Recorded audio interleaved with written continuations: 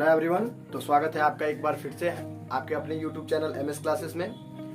तो आज मैं फिर हाजिर हूँ एक नए वीडियो के साथ। जो हमारा पिछला वीडियो था, जो पार्ट 2 था हमारा, उस पार्ट 2 में हम लोगों ने बहुत सारे यूजेज पढ़ लिए थे। वेरी का, मच का, एनफ का, इन सब का यूज पढ़ा हुआ था हमने। अब एक चीज और आता है, कहीं कहीं पे आपने देखा होगा मच टू का प्रयोग आता है या टू मच का प्रयोग आता है। इसका किसका प्रयोग आता है? टू मच या मच, ठीक है, टू मच, या आता है मच टू, मच टू। ध्यान से देखिएगा, ठीक है। तो टू मच का भी मतलब होता है बहुत अधिक, और मच टू का मतलब भी होता है बहुत ज्यादा अधिक, ठीक है। किसी भी चीज में बहुत अधिकता का बोध कराने के लिए मच टू या टू मच का प्रयोग हम करते हैं, ठीक है। तो अब टू मच का प्रयोग कब किया जाता है और मच टू का प्रयोग कब किया जाता है, ध्यान से देखिए। कह रहा है कि टू मच के बाद हमेशा नाउन आता है। अगर सेंटेंस में कहीं भी मच टू और टू मच में आपको कंफ्यूजन होगा तो हमेशा ध्यान रखिएगा, टू मच के बाद हमेशा एक नाउन आएगा। क्या आएगा? नाउन आएगा, ठीक है। जैसे टू मच प्लस नाउन अगर कहीं आता है, जैसे टू मच डाउट आ गया, ठीक है, तो टू मच डाउट जो हो जाएगा, यहाँ पे टू मच जो होगा वो होगा आपका ये वाला टू मच, ठीक है, टू मच डाउट। इसी तरीके से too much pain, too much food, मतलब एक नाउन के पहले अगर मच टू और टू मच में आपको फील करना हो तो आपको हमेशा क्या करना है? टू मच फील करना है। नाउन के पहले, हमेशा नाउन के पहले हम क्या करेंगे? टू मच फील करेंगे। नाउन के पहले टू मच, नाउन के पहले टू मच, नाउन के पहले टू मच, ठीक है। लेकिन अब क्या है, मच टू का प्रयोग कहाँ किया जाता है? ये हमेशा एडजेक्टिव के, ये हमेशा एडजेक्टिव के, टू मच के बाद हमेशा। अब देखिए, टू मच के बाद हमेशा नाउन आया था, और यहाँ मच टू के बाद हमेशा क्या आता है? एक एडजेक्टिव आता है। क्या आता है? हमेशा एक एडजेक्टिव आता है। ध्यान रखिएगा हमेशा कि मच टू कहीं पर भी आया होगा तो उसके बाद एक एडजेक्टिव आएगा, एक एडजेक्टिव आएगा, एक एडजेक्टिव आएगा। लेकिन टू मच के बाद हमेशा क्या आएगा? एक नाउन आएगा, ठीक है। Be careful between this two similar things, too much and much too, ठीक है। ये दोनों चीजें काफी सिमिलर दिख रही हैं, एक जैसी हैं, लेकिन हमेशा कंफ्यूज ना होइएगा, ठीक ना। कहीं पर भी टू मच आएगा तो हम इसके बाद एक नाउन लिखेंगे, और मच टू आएगा तो इसके तुरंत बाद हम एक एडजेक्टिव लिखेंगे, ठीक है। अब आगे बढ़ते हैं हम लोग इंट्रोगेटिव एडवर्ब की तरफ। जब WH टाइप वर्ड, ध्यान में रखिए, जब WH टाइप वर्ड क्या होता है? WH टाइप वर्ड का मतलब होता है what type word. What type word का मतलब होता है जो WH फैमिली होती है, when, where, how, why, what, ठीक है। When, where, how, why, what, how many, how much, ये जितने भी वर्ड्स होते हैं इन्हीं को हम WH फैमिली में रखते हैं, ठीक है। When, where, how, why, what, when, where, how, why, what, when, where, how, why, what, कब, कहां, कैसे, क्यों, क्या, कब, कहां, कैसे, क्यों, क्या। तो जब ये कह रहा है कि इनकी संरचना कुछ इस प्रकार हो, कैसी हो? इस प्रकार हो कि इनके तुरंत बाद एक हेल्पिंग वर्ब आया हो। क्या आया हो?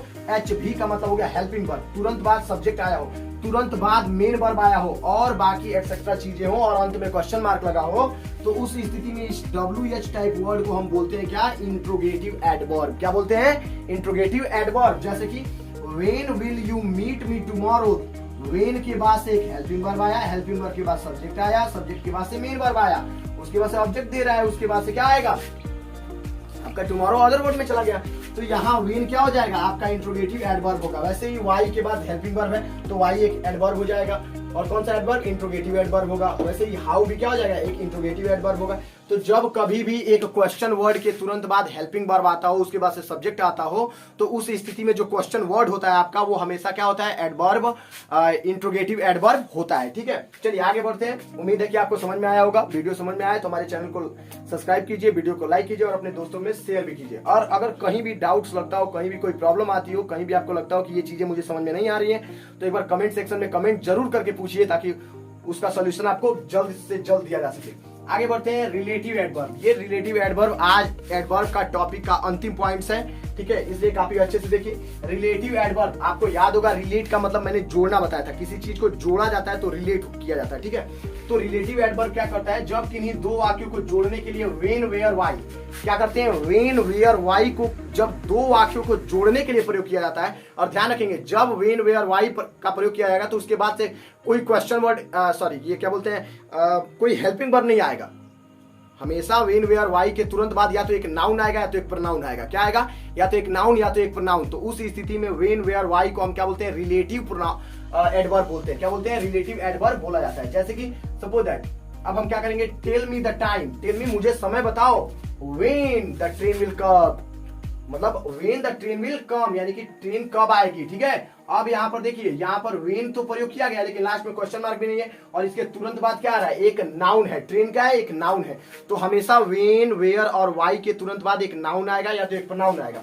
The police wants to know where she lives. अब देखो ये क्या हो गया, आपका रिलेटिव एडवर्ब हो गया, क्योंकि इसके तुरंत बाद एक प्रोनाउन आया हुआ है। Tell me the reason why you did not, why you did not नहीं, अगर why did you not attend the meeting हो जाता तो यही व्हाई क्या हो जाता, आपका इंट्रोगेटिव एडवर्ब हो जाता। लेकिन यहाँ पर एक प्रोनाउन या एक नाउन आ जाने की वजह से व्हेन, वेयर या व्हाई के बाद ये तुरंत क्या बन जाता है, एक रिलेटिव एडवर्ब में कन्वर्ट हो जाता है। उम्मीद करता हूं कि आज का वीडियो आपको अच्छा लगा होगा। अगर हमारा वीडियो आपको अच्छा लगता है तो चैनल को जरूर सब्सक्राइब कीजिए। वो कहते हैं कि धीरे धीरे अगर आप प्रयास करते हैं, धीरे धीरे आप मंजिल की तरफ बढ़ते हैं, तो यकीन मानिए आपका अगला कदम जो होता है पिछले की अपेक्षा बहुत ही बेहतर होता है। इसलिए हमेशा प्रयास करते रहिए और हमेशा अपने लक्ष्य की तरफ बढ़ने का प्रयास कीजिए।